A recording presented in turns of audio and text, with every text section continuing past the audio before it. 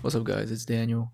Um, Today's video is going to be about left ventricular hypertrophy, and I feel like this is a concept that comes up frequently in the MBME exam, so I think it's definitely something that everyone should know. Okay, so why is LVH tested? Well, LVH is tested because it's a perfect example of how the body adapts to chronic stress. And so instead of memorizing this disease, you're being tested on the pretty much the cause and effect physiology. And if you understand why the heart thickens, you can predict the cellular changes, the murmur findings, the ECG changes, and even the type of heart failure that it develops. So the core concept is that LVH is equal to chronic pressure overload, which will cause an increased afterload and an increased wall thickness. And afterload, it just refers to the pressure the left ventricle must overcome to eject blood. And when that pressure stays high over time, the heart adapts by thickening its wall. So that's pretty much like the good summary core concept of LVH. And I feel like if you kind of know this big picture, it will help you to understand LVH. Okay, and so what causes LVH? So the three most common ones is chronic systemic hypertension, aortic stenosis, and coarctation of the aorta. I think out of the three, if you had to memorize one, you definitely have to memorize the first one. But I think aortic stenosis is a close second. Um, but in chronic systemic hypertension, arterial blood pressure is persistently elevated, which means that every time the left ventricle contracts, it must push blood against the higher systemic pressure. And the ventricle cannot eject blood efficiently unless it generates greater force. So over time, it adapts by thickening its wall to handle this increased workload. Um, you can kind of think of it as like, you know, lifting weights, right? Like if you might start at the bar at like a 45-pound bar, but then as you kind of get stronger, you can go up to a plate and two plates and etc. So aortic stenosis in aortic stenosis, the problem is not systemic blood pressure, but a fixed obstruction at the level of the aortic valve. And the narrowed valve opening increases resistance to blood flow out of the left ventricle. And to overcome this obstruction, the ventricle must generate much higher pressures to force blood through the systemic valve. And this chronic pressure burden leads to the same adaptive response, which is increased wall thickness and left ventricular hypertrophy. Um, this is a completely different reason from hypertension, but the the the consequence is the same, which is increased afterload. And as for the coarctation of the aorta, it also creates a narrowing in the aorta, which and this narrowing increases resistance to blood flow, leaving the heart, and it pretty much increases afterload, like I mentioned earlier, and yeah, and so the the heart thickens because of the law of Laplace, and wall stress is proportional to pressure and chamber radius and inversely proportional to wall thickness. And when the intraventricular pressure rises, wall stress increases. By increasing wall thickness, the heart reduces wall stress and preserves systolic function. And this is a short term beneficial adaptation, but it comes at a long term cost because your heart cannot maintain this forever. So yeah, our body is pretty unique in that it can adapt in such a way. Okay, and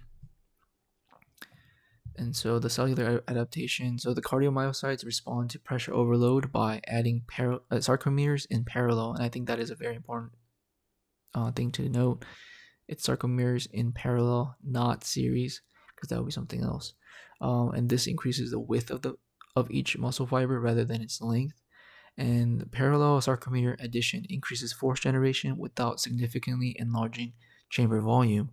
And so this is ideal for pressure overload because the heart is gaining more strength and not more space, right? It's like, yeah, it's not like the space isn't getting bigger, but you're just adding more and more and more sarcomeres to existing ones. And this is, direct contrast to volume overload, where sarcomeres are added in series instead of being in parallel.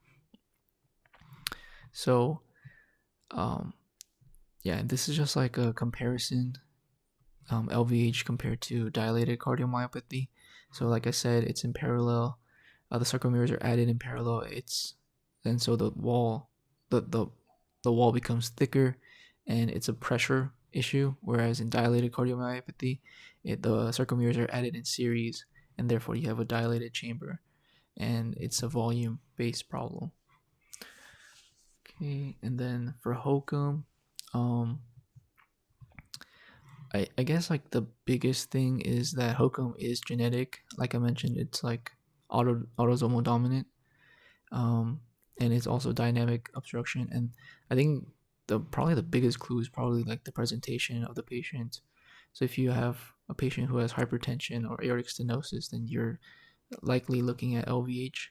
But if you have a young athlete or just a young person in general with no previous issues, it's probably HOCM, right? Because like in HOCM, it's just like they suddenly um, faint, like, or like they suddenly go into syncope, or they suddenly die, and that's usually HOCM. Um, so functional consequences. So what goes wrong? So you have an increased stiff ventricle, decreased compliance, and decreased diastolic filling. Um, so the impaired relaxation, as the ventricle wall thickens, it becomes stiff, and this stiffness reduces compliance, meaning the ventricle can't relax and fill properly during diastole. And diastolic heart failure, you have preserved ejection fraction with increased filling pressure and S4 gallop. The S4 gallop is probably important to know, and yeah, I think that's like the biggest thing to remember about this one. And so this is another sample question. Remember to always just read the leading question first, and then read the whole thing. And then if you, after reading the whole thing and reading the question stem, I think it's great for you if you look at the last objective finding, which is this sentence: an electrogram demonstrates increased volume. Yeah, that sentence. But yeah, I'll give you 5 seconds. Well, you can take as long as you want, but I'll save.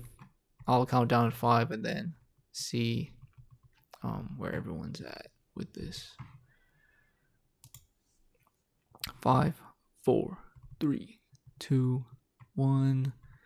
Okay, so the answer is B.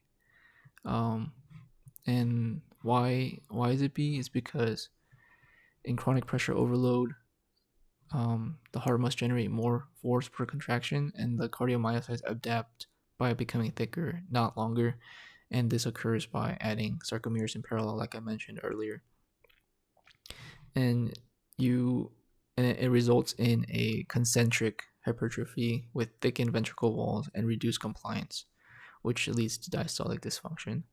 So yeah, just remember, pressure overload, parallel sarcomeres, right? Pressure, parallel, okay? So PP. Yeah. And so the main takeaway is, LVH causes increased afterload. So anything that causes increased afterload, it will cause LVH.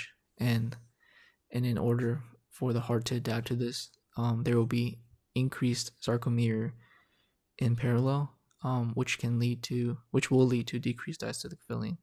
And I think it's also important to know the last bullet point: the paradoxical splitting of S2, the left axis deviation on ECG and left bundle branch block. Well, it's like all pretty much pointing to LVH. So if you see any of these, like, your mind should go to LVH.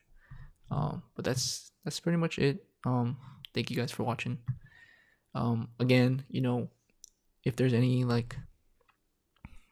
that you have a question on, or if there's a certain topic that you guys want to you want me to talk about, then for sure, let me know. But I'm kind of going over like the most tested topics that I've seen when I took MBME forms and stuff. So, but just let me know. I can definitely cover other concepts as well. But yeah, and then just give me feedback too if like my mic is too loud, or if my commentary is like booty. All right, but anyways, appreciate it. See you.